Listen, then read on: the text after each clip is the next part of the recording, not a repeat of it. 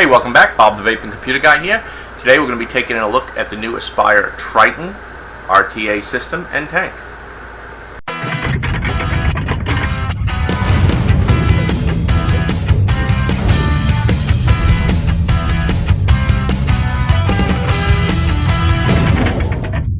Okay, so let's take a quick look here up close at the Aspire Triton sub-ohm tank and RTA system. I've already been using this, so it's not going to be so much of an unboxing here as just to show you the actual tank and everything. Here's your tank. As you can see, I've already got it loaded with some juice there. This is a different tip. For the first time ever, I did drop a mod out of my vape bag when walking to the car, and the mod went down with the tank first, and it put a big nick in the top of the drip tip, so I had to toss that. So this is a different tip here, but it's very similar. So you take out your tip, get your airflow here for your cooling. It's kind of like for cooling, a very hot vape. You could bring in some air from the top. I never use these top flow systems. I don't know anyone who does or likes it, but manufacturers seem to keep doing this. So it's in there. You can then wiggle that out of there. And this is your fill area. When you turn the top system to fill, it does close off the doors down there to the coil. You can see in there that's open to the coil. As soon as you turn this, it closes that off as well on both sides. You open it back up. There you go. So that's a nice system. This turns extremely smooth. It's a very nice, well-machined system. I wish it was a little tighter. When it's on that system, that's your fill, and that's your vape. Little guy there blowing the vape. All right. Airflow on the bottom here. Very nice and smooth. It's in between, sandwiched between the top and bottom of the tank, so it is, you have to grip it from the side here and get a good grip on it. I wish that was more for the top. This, if you get a little too less air, you'd like to be able to manipulate this easy. The top here is just really smooth. It's not a big deal at all. I just find sometimes I ended up moving it and closing it off when I didn't want to.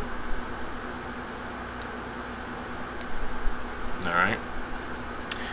You are able to open this up to change your coil without losing your juice. Of course, you want to make sure that this is on vape so that it doesn't have the holes open on top and pour out all over the place. Now when taking this out, I have the RTA system currently in here right now. Coil that I built. You can see here the inside of the tank. Now the only problem I have with this is cleaning. Obviously, to clean this, you can't get into that system there, so you are going to have to really flush a lot of water in there to clean out that tank. That is the only downside to the design that they came up with here.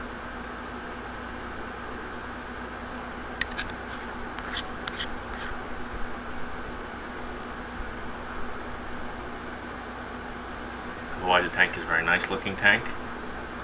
You see that keeps moving off a little bit there. Well machined, very nice. In the box, there isn't a whole lot. It comes with a 0.4 ohm coil, and it also comes with a 1.8 ohm coil. This is recommended at 10 to 13 watts, where the 0.4 ohm coil is recommended at, I think, 25 to 30 watts. And then they also have 0.3 ohm coil, which is rated, I think, 40 to 50 watts, which does not come with it. All right. The coils have nice big cotton wick holes there, good airflow. They're really nice tanks. They really work well.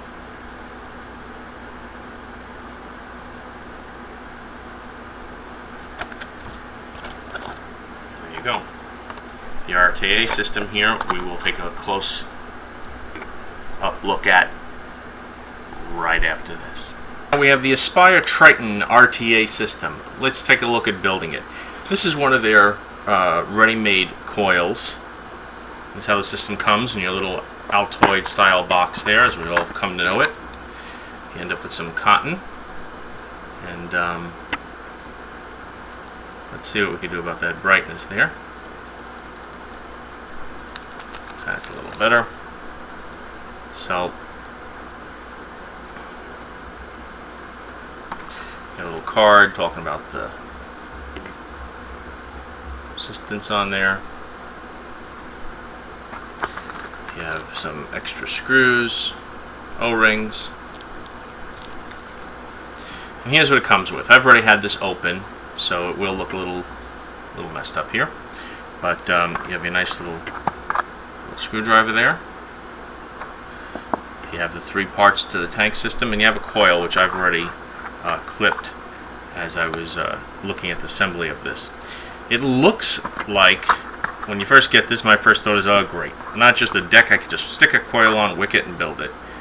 But basically what you're doing is you're building a coil like this. You're building one of these coils. And it actually works very well. Alright, so let's take a look at how we set this thing up. You have your first section here, and as you can see, you have a hole in there for it, for your coil. I just made this coil here, 26 gauge Canthal, I don't know what I got there, 5 wraps.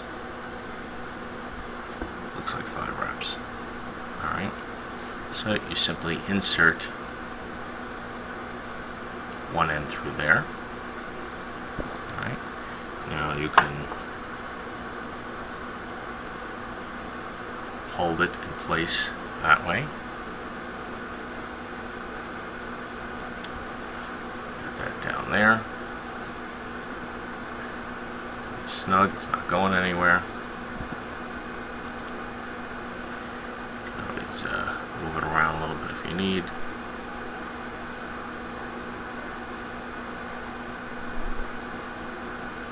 Alright. Next section goes over.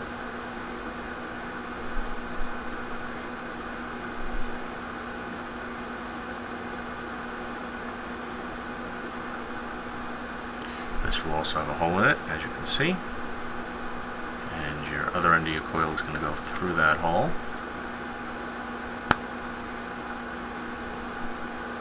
Alright. Tighten that end down.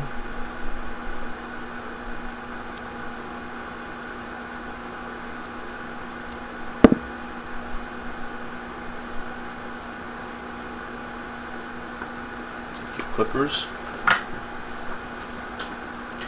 Watch your eyes, because this usually goes flying. This one's a little more difficult, but you got to cut in there as close as you can. Yeah, no idea where that landed. There you go. Trusty old iStick 50 there. And if you want to test for shorts first, you can pop it on here.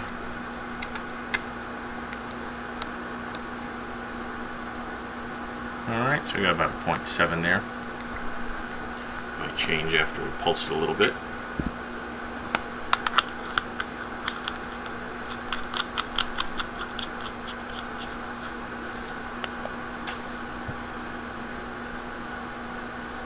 It's showing 1 ohm there. Let's pump that power up to like 20. Let's see how we do. Of course, that's not going exactly the way I'd want in there. Okay, so after a little bit of off-camera coil tweaking, so that I can actually see what I was doing there.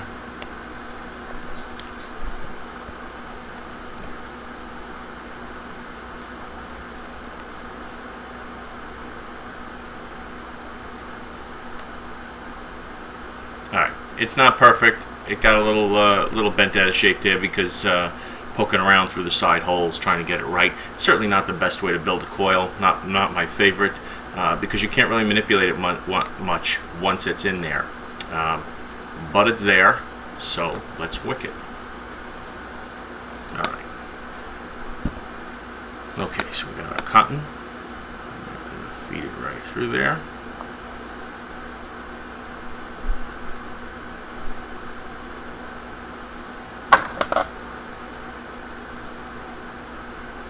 Kind of snug because you are trying to fill those holes.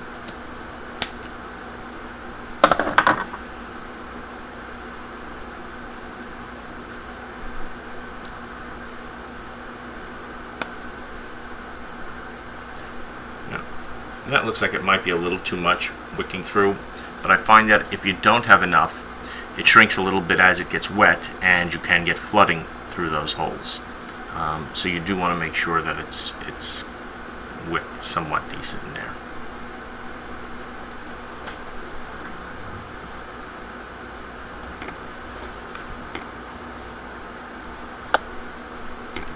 The juice in there.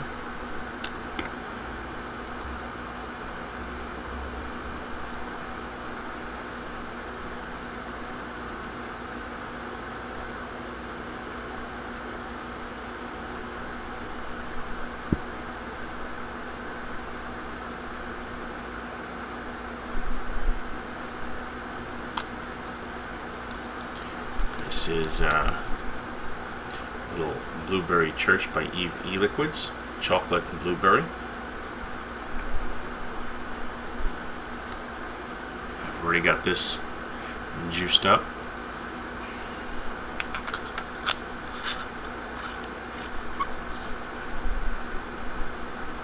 Well, see, that's the problem with this. You got to be careful.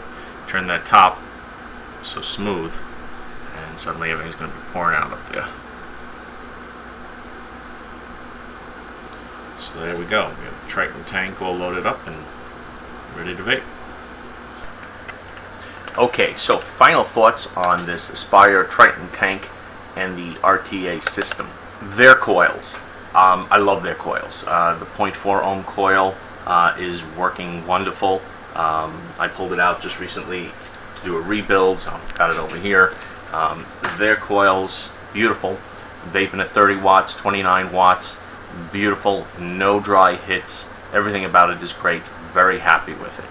The rebuildable system, it's certainly more difficult to rebuild on because you do have, once you put your coil in there, in order to pulse it, you can't play with it as much. It's in there, and you got to get it right to start, because then you try and pulse it, it's not right, as you saw. I had to go off camera, manipulate it with a small screwdriver a little bit, and try and adjust it that way. This is a 0.8, 0.9. I'm vaping this at 17 watts, and it's fine, but you're back down to a less vapor producing vape.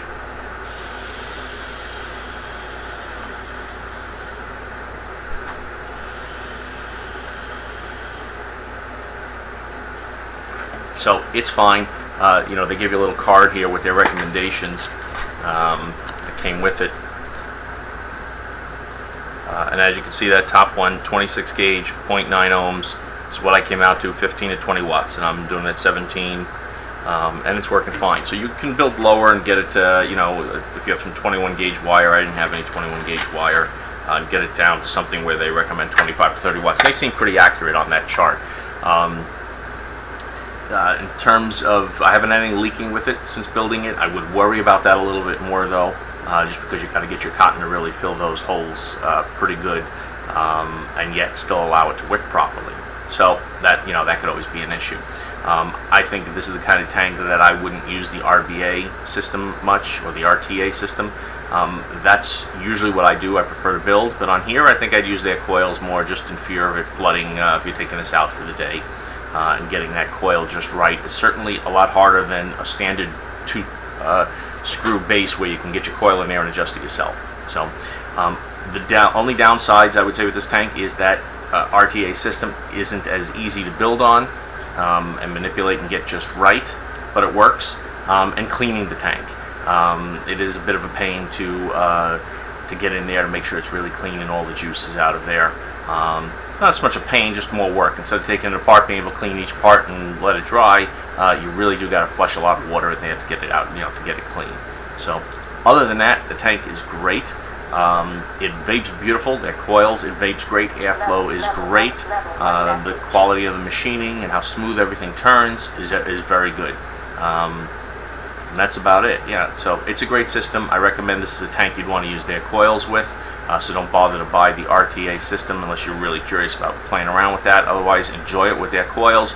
It's a great tank, and yeah, I'm going to be using it for a while longer until the next new thing comes along, which will probably be a day or two as how fast these things are coming out. So thanks a lot for watching. Please subscribe if you haven't below, and comment below on your experience with this tank. Thanks a lot.